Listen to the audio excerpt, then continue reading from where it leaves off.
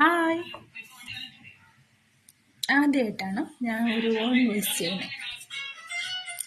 പ്രത്യേകിച്ച് അങ്ങനെ ഒരു കാരണമൊന്നുമില്ല, എന്നാലും ഒരു ചെറിയ ഒരു കാര്യം പറയണം എന്ന് തോന്നി എനിക്ക്.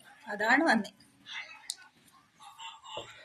അവരവരുടെ വീട്ടിൽ, അതായത് വീട്ടിലുള്ള സ്ത്രീകൾ എന്തൊക്കെ ചെയ്തിരുന്നാലും, അതായത് ഒരു വീഡിയോ ചെയ്യുകയോ ഒരു ഡാൻസ് കളിക്കുകയോ, എല്ലാവരുടെ കാര്യമല്ല, ഏകദേശം കുറച്ച് പേരുടെ കാര്യമാണ് ഞാൻ പറയുന്നത്.